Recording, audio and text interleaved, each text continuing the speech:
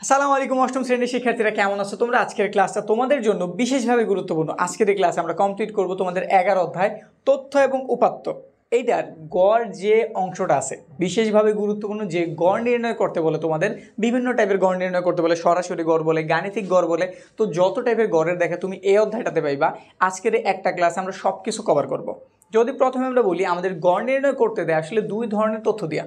এক, আমাদের যে মানগুলির গড় নির্ণয় করতে বলে ওগুলো এইরকমভাবে দিয়ে দিতে পারে, কোনো বক্স আকারে নাই, ওগুলো আমরা কি বলি অবিন্যস্ত উপাত্ত। এবং আরেকটা দিতে পারে বক্স আকারে সুন্দরভাবে লিখেছে শ্রেণীব্যাপ্তি গণসংখ্যা, ওইটা হইতেছে আমাদের বিন্যস্ত উপাত্ত। আমরা এই সবগুলি বোঝানোর জন্য অনুশীলনীর 9 নম্বর অঙ্কটা নিয়েছি, যেখানে 25 জন শিক্ষার্থীর বার্ষিক পরীক্ষার প্রাপ্ত নাম্বার দেওয়া আছে।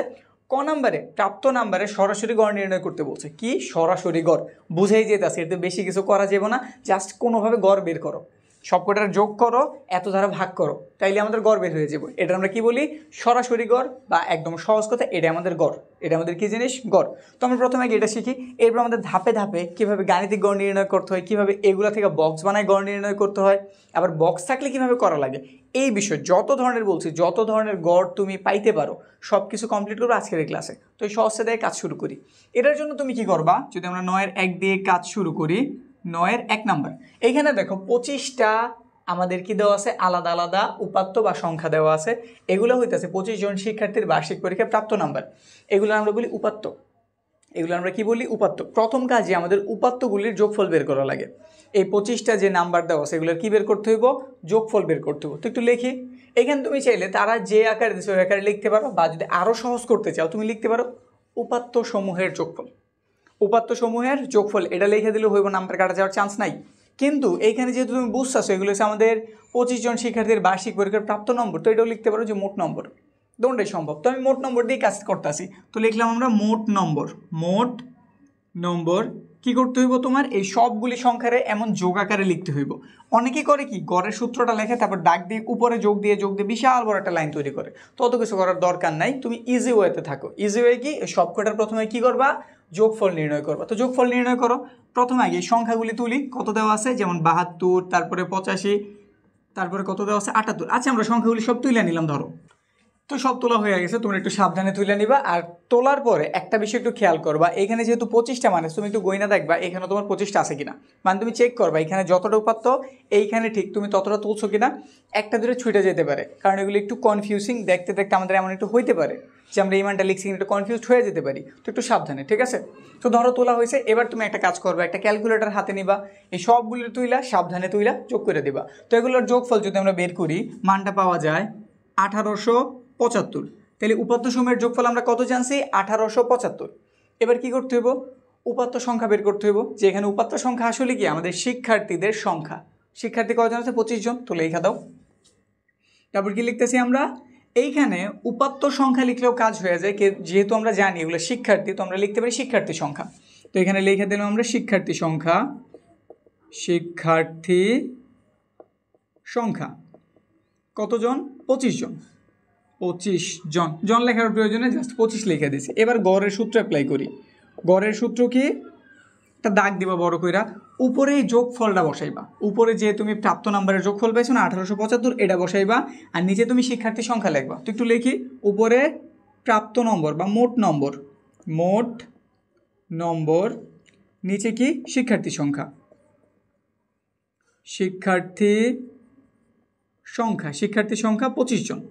নিচে লেনে মানগুলি বসাই দিব, ভাগ করবো, আমাদের কাজ শেষ। 1875, শিক্ষার্থীর সংখ্যা 25। এবার একটু ভাগ দিই, 1875 কত মান, 1875 যদি ভাগ দেওয়া হয় 25 দ্বারা আমাদের রেজাল্ট বের হয় 75। তো বোঝা গেল গড় কত পাওয়া গেছে, 75। শেষ।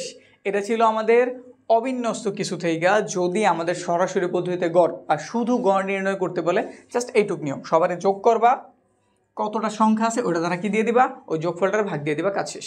এবার যদি আমরা খ নাম্বারটার দিকে তাকাই, যেটাতেই আমাদের অ্যাট এ টাইম দুইটা জিনিস শেখা হয়ে যাবে, আর খুবই গুরুত্বপূর্ণ দুইটা জিনিস শেখা হয়ে যাবে। এক, শ্রেণীব্যাপ্তি 5 নিয়ে গণসংখ্যা নিবেশন সারণী, কীভাবে সারণী বানাইতে হয়, এরকম অবিন্যস্ত মানের কীভাবে বিন্যস্ত করা লাগে, সুন্দরভাবে সাজায় গুছায় লেখা লাগে, ওইটা শেখা হয়ে যাব।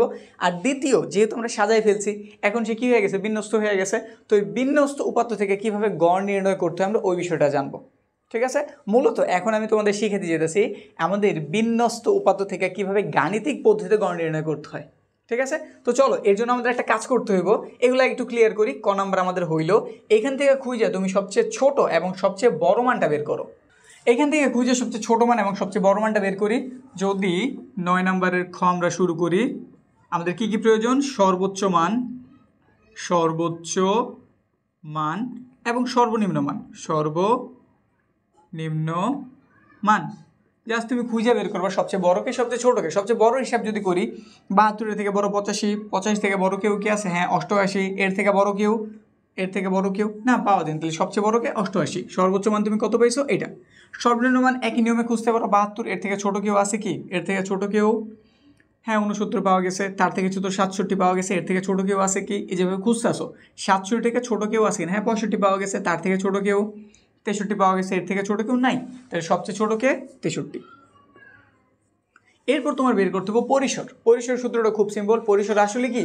এইগুলোর ভেতরে আসলে কয়টা ঘর আছে বা পার্থক্যটা করে এটা বের করতে আসে। পার্থক্য থেকে একটু আলাদা কিছু, এর জন্য আমরা অতিরিক্ত একটা এক যোগ করি। কি জন্য করতেছি বলতাছি। আগে পরিসরের সূত্রটা লিখি। পরিসরের সূত্র কি? সবচেয়ে বড় মান থেকে সবচেয়ে ছোট মানটা বিয়োগ করবা। তাহলে সূত্র হইতাছে সর্বোচ্চ মান বিয়োগ সর্বনিম্ন মান যোগ কত? 1।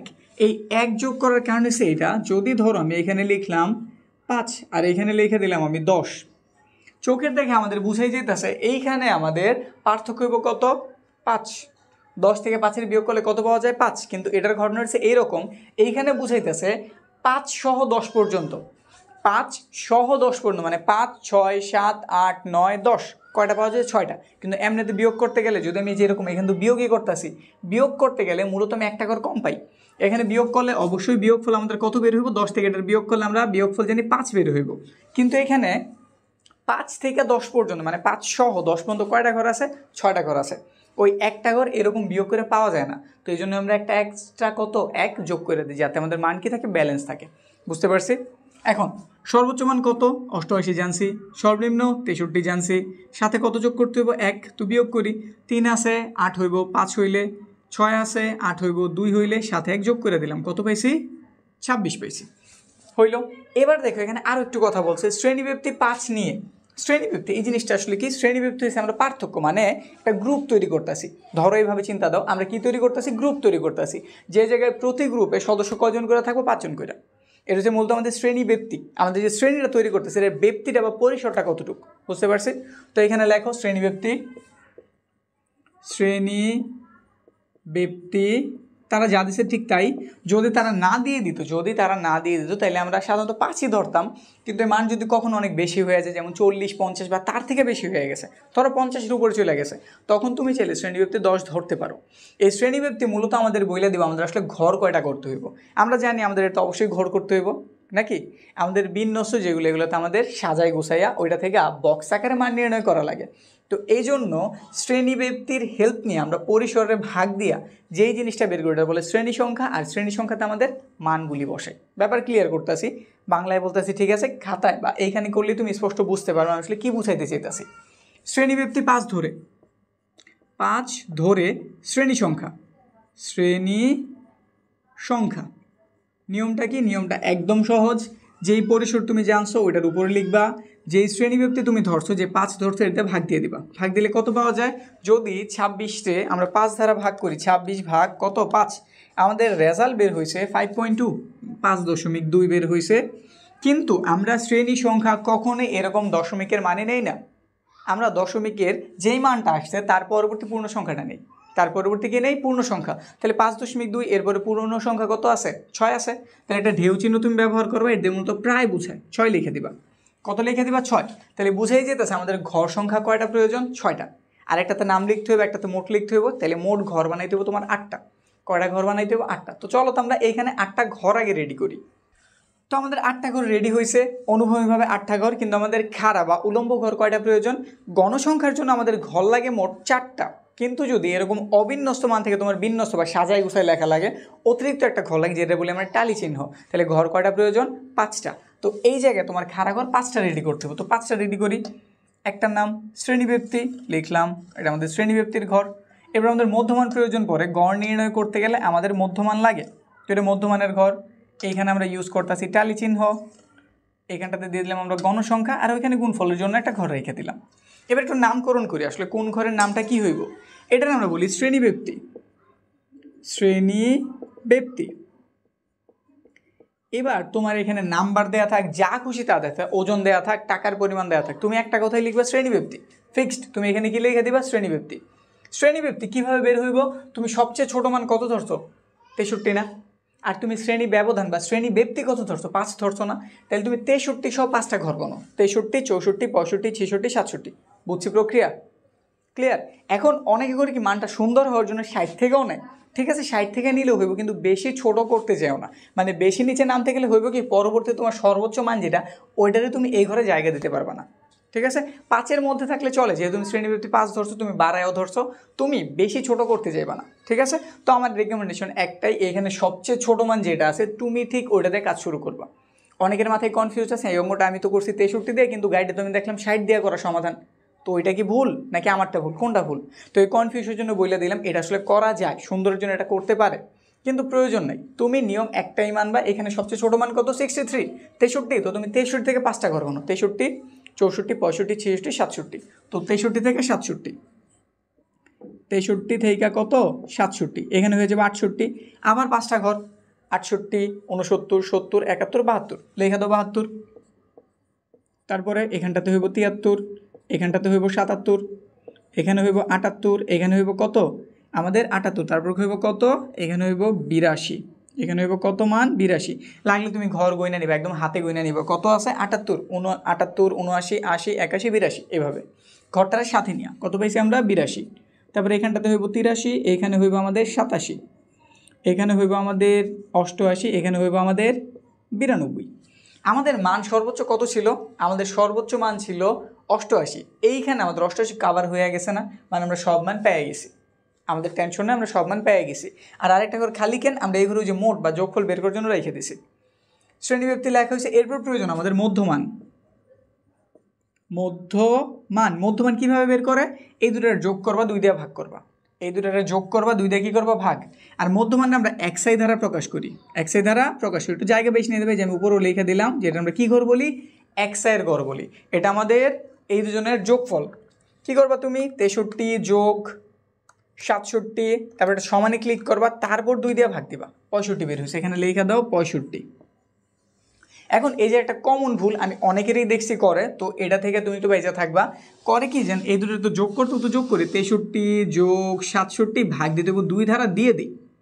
ক্যালকুলেটারে যদি তুমি এইভাবে তোলো, ক্যালকুলেটার জানে আগে হইতেছে ভাগের কাজ, তারপর গুণের, তারপর যোগের, তারপর বিয়োগের। তো এই জন্য সে করে কি আগে এই দুটার ভাগ করে, ভাগফলের সাথে এটা যোগ করে দেয়, তাহলে তো আমাদের আর গড় বের করা হইলো না। এই জন্য তুমি কি করবা? প্রথমে আগে এই দুটার যোগ করবা, এই দুটার যোগ করে যে যোগফল পাইছো, যে যোগফলটা ধরো একটা যোগফল পাইছো, ওইটার তুমি এবার 2 দিয়ে ভাগ করবা।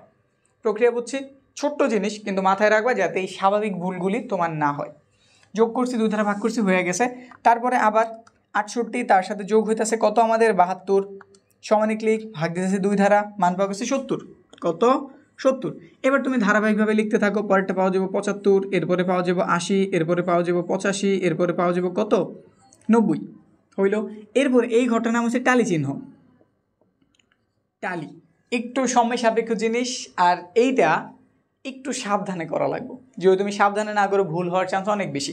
তো ভুল কীভাবে এড়াইবা এই ব্যাপারটা বলে দিতেছি, খুবই সহজ।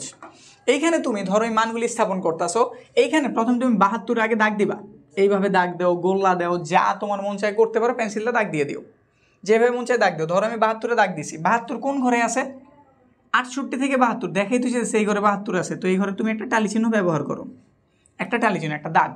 তারপর কত আছে? 85, দাগ দিয়ে দিলাম। 85টা কোন ঘরে আছে? 85 খুঁজি, 82 না এই ঘরে নাই, 83 থেকে 87 হ্যাঁ এই ঘরে আছে, তাহলে এই ঘরে তুমি একটা দাগ দাও। আগে কিন্তু এইখানে দাগ দিতেছো, তারপর কত? 78 অ্যাড করো, 78 কোন ঘরে আছে খোঁজো, 78 এই যে এই ঘরটাতে একটা দাগ দিয়ে দাও। তারপর কত আছে? 84, 78। প্রক্রিয়া কি বুঝছি? কীভাবে তুমি আগাইবা? এভাবে হলে তোমার ভুল ভ্রান্তি একদমই হইব না। যেমন আমি এখানে দাগ দিয়েছি কত? 84তে, 84 কত? আমি বসাই নেই, 84 কই? 84 হবে আমার এই ঘরটাতে, দিয়ে নিলাম। এখন ধর তোমাদের সাথে আমি কথা বলতেছি, পরীক্ষার হলে তুমি পরীক্ষা দিতে আসো, হঠাৎ করে স্যার চেকিং আসলো, তুমি যদি দাগ দেওয়া অবস্থায় না থাকো, হাত যদি সইরা যায়, একটু কনফিউজ হইতেই পারো।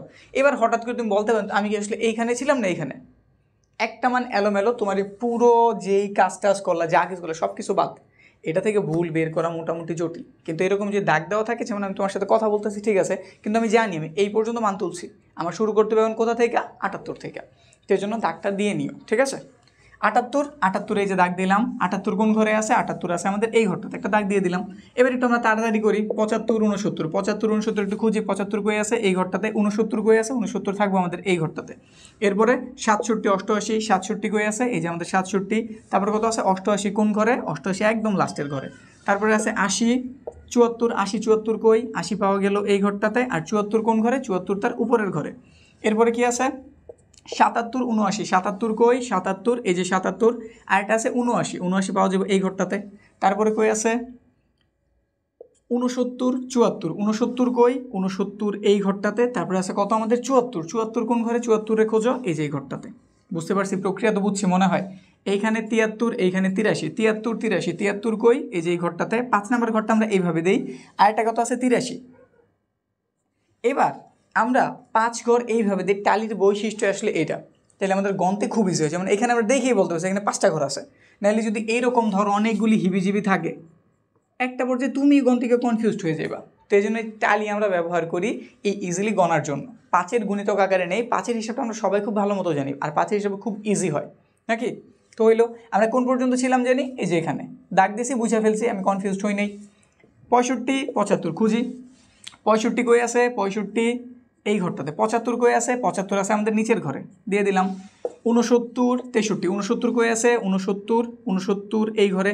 আরেকটা কত 63, 63 কোন ঘরে আছে, একদম উপরের ঘরে, দিয়ে দিলাম। তারপরে খুঁজি 75 86, 75 কই, 86 কই, 75 কোন ঘরে, 75 এই ঘরটাতে।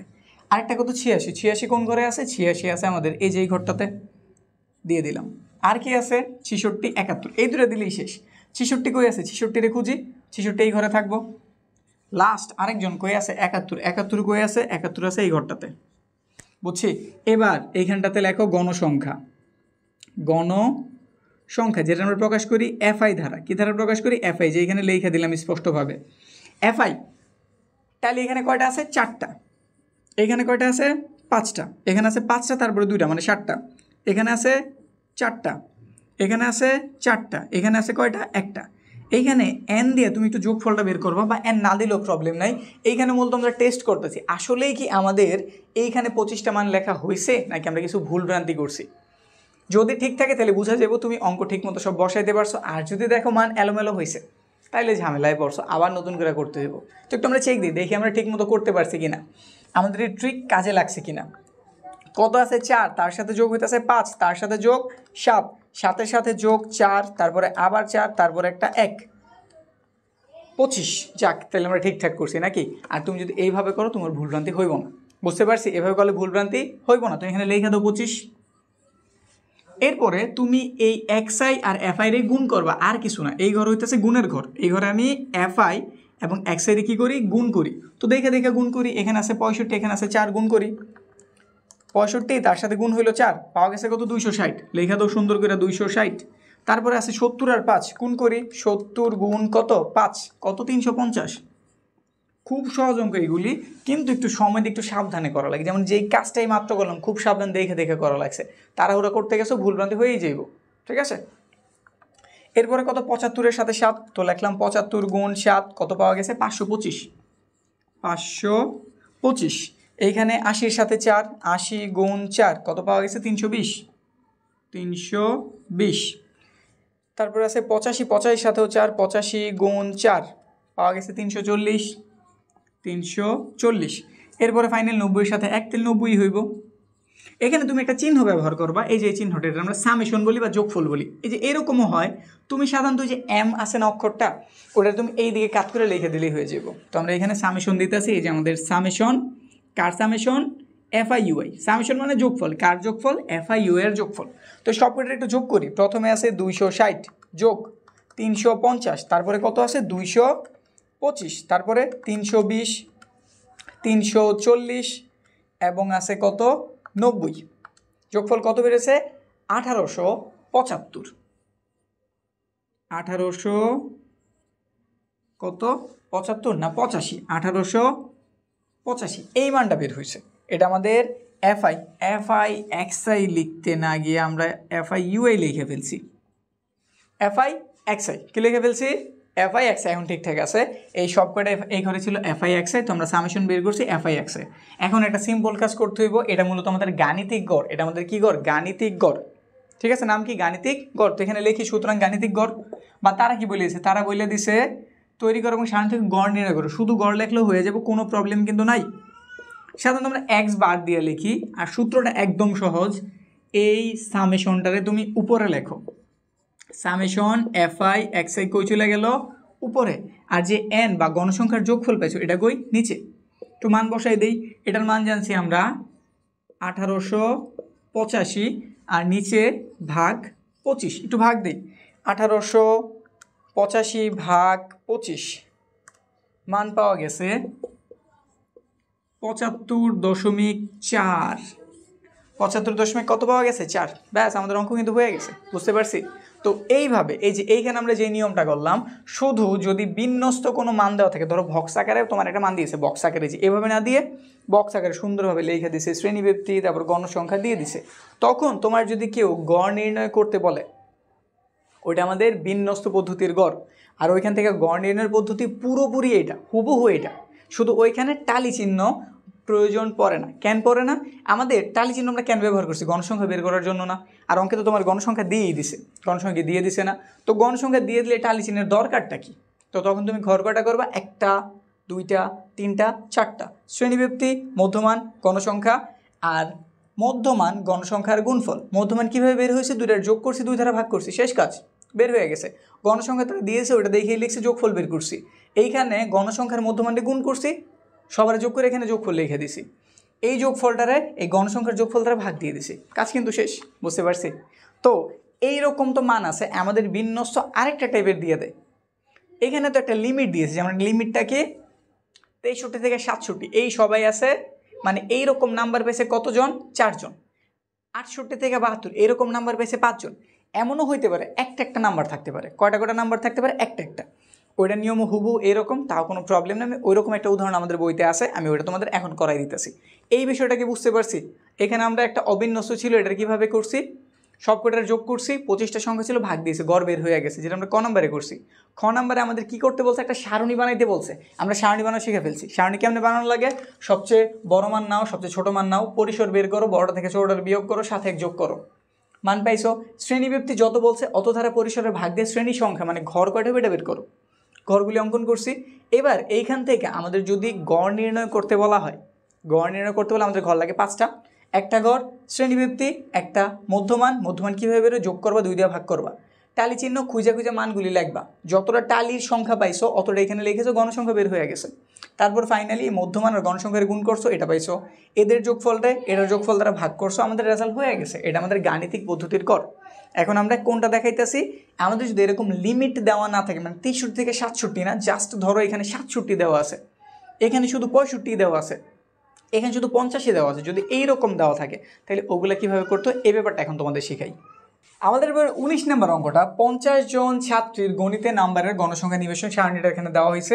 এখানে তুমি খেয়াল করো, শুধু 60 লেখা, শুধু 65 লেখা, 70, 75, 80, 85 লেখা। এইখানে কিন্তু কোনো ব্যক্তি দেওয়া নেই। ব্যক্তি বলতে 60 থেকে 65 বা এরকম কোনো ব্যক্তিতে কিছু দেয়, জাস্ট একটা মান দেওয়া। এই মানটা কতজন পাইছে? 5 জন। 65 8 জন, 70 পাইছে 11 জন। এইগুলো থাকলে গড় নির্ণয় করতে বলে কীভাবে করবা? কনফিউজ হওয়ার মতো জিনিস? আসলে না, এটা আমাদের ওই নিয়ম থেকে আরও বেশি ইজি। ওই নিয়ম থেকে আরও কি বেশি ইজি? এটার জন্য আমাদের গড় নির্ণয়ের জন্য ঘর করতেও মাত্র 3টা। আমাদের যদি ওরকম ব্যক্তি দেওয়া থাকে তাহলে আমাদের ঘর লাগে কয়টা? 4টা লাগে। কিন্তু এটা করতে গেলে ঘর লাগে আমাদের মাত্র 3টা। প্রক্রিয়া ওই আগে যা করছো ঠিক তাই। তো এখানে আমরা ঘর কয়টা আছে গণি, 1 2 3 4 5 6 7। তাহলে আমাদের উলম্ব ঘর দরকার মাত্র 3টা, আর অনুভূমিক ঘর দরকার এইখানে যতটা আছে তার থেকে জাস্ট একটা বেশি, যার থেকে একটা মাত্র বেশি। কেন? ওইখানে আমরা এই গণসংখ্যাগুলির যোগফল বের করবো, এই জন্য একটা অতিরিক্ত ঘর। তো চলো এখানে আমরা ঘরটা রেডি করি, তারপর এটা সমাধান করি। আমাদের ঘর রেডি, চাইলে আমরা এই কথাটা লিখে নিতে পারি। গণসংখ্যা নিবেশন সারণী তৈরি করা হলো। কয়টা ঘর আছে? 1 2 3 4 5 6 7 8টা। এই ঘরের নাম কি? প্রাপ্ত নম্বর, আমি বলছি এখানে সবসময় শ্রেণী ব্যক্তি লিখতে, ব্যক্তি আসলে কি এটাকে কতটুকু জায়গা নিছে, কিন্তু এখানে তো ব্যক্তি নাই, এখানে জাস্ট একটা নাম্বার আছে। তো এইরকম থাকলে তুমি এখানে যেই জিনিসটা লেখা আছে ঠিক ওইটা তুলে দিতে পারো। এখানে কি লিখছে তারা? প্রাপ্ত নম্বর। তো আমরা এখানেও কি লিখে দিতেছি? প্রাপ্ত নম্বর। প্রাপ্ত নম্বর, নম্বরগুলি কত? 60, 65, 70, 75, 80, 85, এই তো। আর এদিকে আছে আমাদের গণসংখ্যা, এটার নাম কি? গণসংখ্যা। গণসংখ্যা কত দেওয়া আছে? 5, 8, 11, 15, 8, 3। আমাদের এইখানটাতে প্রাপ্ত নম্বর যদি আমাদের ব্যক্তি আকারে থাকতো, মানে একটা লিমিট, মানে একটা ছোট মান থেকে বড় মান পর্যন্ত, যেমন 60 থেকে 64 পর্যন্ত এরকম কিছু দেওয়া থাকলে আমাদের মধ্যমান বের করা লাগতো। আর মধ্যমান বের করে আমরা লিখতাম xi। এখানে যেহেতু আমাদের ওই রকম কিছুই নেই, জাস্ট একটা মানই আছে, তাহলে এই প্রাপ্ত নম্বর এটার নামই হয়ে যাব xi। এটার নামে কি হয়ে যাব? xi। আর গণসংখ্যার আমরা কী দ্বারা প্রকাশ করি? fi। তো এখানে লিখে দিই আমরা fi। এই সবগুলির কি বের করতে হবে? যোগফল। তো এখানে n দিয়ে আমরা যোগফল লিখি। যোগফল অলরেডি তারা বলে দিচ্ছে না, এখানে কত আছে? 50। তো 50 বসাই দেই, বা তুমি যদি যোগ করে দেখো তুমি 50ই পেবা। আর এই ঘরটাতে fi আর xi এর গুণ করতে হইব। তো লিখে দাও fi xi, fi আর কত? xi। জাস্ট গুণ করি, ক্যালকুলেটারের হেল্প নেই। যদি 60 গুণ 5 করি পাওয়া যাবে কত? 300। মান কত পাওয়া গেছে? 300। তারপর আছে 65, তার সাথে গুণ কত? 8, পাওয়া গেল 520। তারপরে 11-র সাথে 70, 70 গুণ 11 কত পাওয়া গেছে? 770। এরপরে 75-এর সাথে 15, 75 গুণ 15। প্রক্রিয়া কিন্তু আগে আমরা যা করছি ঠিক ওইটাই, খালি এইখানে আমাদের ঘর একটা কম। ঘর একটা কত? কম। বিন্যস্ত যদি এরকম ব্যক্তি আকার দেওয়া থাকে ঘর একটা বেশি হতো, যেই ঘরে আমরা মধ্যমানটা শুধু বের করতাম। এখানে মধ্যমানের প্রয়োজন নেই, আমরা একটা জাস্ট মান পাইছি, এই জন্য ঘর একটা কম। প্রক্রিয়া আগের মতোই, আমরা গণসংখ্যা আর এই xi মানে fi xi এর গুণ করতাম, এখানে ওইটাই করতেছি। এবার আছে 80, তার সাথে গুণ করতেছি 8, যোগফল বেরোচ্ছে 640। তারপর কত আছে? 85 আর 3, 85 আর 3 গুণ করলে পাওয়া গেছে 255। তারপর এগুলোর কি যোগফল বের করছিলাম না এই চিহ্নটা দিয়া? সামেশন। তো সামেশন কার সামেশন? fi xi এর সামেশন। কত বের হইল? 300, তার সাথে যোগ হইতেছে 520, এর সাথে যোগ হইতেছে 770, তার সাথে 1125, এর সাথে 640, তার সাথে 255, 3610। 3610 এত পাইছি। এখন আমাদের কি বের করতে হবে? গড়। তো লিখে দিয়ে নিচে গড়। গড় নির্ণয়ের সূত্রটা কি মনে আছে? সামেশন fi xi উপরে, তো সামেশন fi xi চলে গেল উপরে, নিচে এসে বললো n। fi xi এর মান কত? 3610, আর n এর মান কত? 50। তো একটু ভাগ দিয়ে দিই। এটারে যদি আমরা ভাগ দিই 50 দ্বারা, আমাদের রেজাল্ট বের হইব 72.2। ব্যাস, অ্যান্সার শেষ। বুঝতে পারছি? তো এই ছিল আমাদের গড়ের নিয়মগুলি। এবার তুমি তোমার বইটা খুলতে পারো, বই খুলে দেখতে পারো যত ধরনের গড় লেখা আছে যত জায়গাতে। এবার এটা উদাহরণ বলো, তোমার অনুশীলনের প্রশ্ন বলো, ইভেন তুমি গাইড যদি খুলো এখান থেকে প্রশ্নগুলি দেখো, ওইখানেও তুমি গড়ের যত কিছু পাইবা। এই তিনটার বাইরে কিছু নাই, এই তিনটার বাইরে কিছু নাই। কিন্তু সবচেয়ে বেশি গুরুত্ব সহকারে তুমি পাইবা আমাদের বিন্যস্ত আকারে ব্যক্তি সহকারে যে মানটা দেওয়া ছিল, মানে যে 60, 64, 65, 69 এই টাইপের যে মানগুলি দেওয়া আছে, এইরকম গড়ের দেখা তুমি বেশি পাইবা, আর এটা বেশি গুরুত্বপূর্ণ। ঠিক আছে? আর ক নাম্বারের জন্য যে আমাদের সরাসরি পদ্ধতির গড় ওইটা থাকতে পারে, আর মাঝে মধ্যে তুমি এই জিনিসটা দেখাও পাইতে পারো। ঠিক আছে? তাহলে গড় এর বাইরে কিছু নাই। আমি যেটা দেওয়া কথা শুরু করছিলাম যে আজকের এই ক্লাসটা কমপ্লিট করলে গড় রিলেটেড যত কিছু আছে তোমার কমপ্লিট হয়ে যাব। তো আসলে কি কমপ্লিট করতে পারছি? যদি হয়ে থাকে কমেন্ট সেকশনে জানাও, আর যদি না হয়ে থাকে তাইলেও জানাতে পারো, পরবর্তীতে আমরা আরও ক্লাস আনার চেষ্টা করব। তো আমি চাইলে সবগুলি সমাধান করতে পারতাম একদম সিরিয়াল ওয়াইজ, কিন্তু আমি চেষ্টা করতেছি এইভাবে শেখানোর, যাতে আমি একটা পদ্ধতি দেখাই দিলে বাকি সব তুমি নিজে ওই একই নিয়মে করে যেতে পারো। এর ফলে হইব কি? তোমার প্র্যাকটিস হইব, তোমার নিজের প্রতি একটা কনফিডেন্স বাড়বো। তো এখন এটা যদি তুমি কইরা থাকো, যদি বুঝা থাকো, যে কোনো একটা প্রশ্ন তুমি তোমার বই থেকে নাও, তো ট্রাই দাও যে তুমি পারতাছো কিনা। এই তিনটা নাও, একটা অবিন্যস্ত নাও, একটা বিন্যস্ত নাও, একটা এইরকম একটা মানে নাও, নিয়ে দেখো তুমি পারো কিনা। বুঝতে পারছি? তো আজকে আমাদের এই গড়ের ক্লাস কমপ্লিট হইলো। সামনের ক্লাসে দেখা হইতেছে মধ্যক এবং প্রচুরকের সমাধান নিয়ে। ঠিক আছে? তাহলে ভালো থাকো, আজকের মতো বিদায়।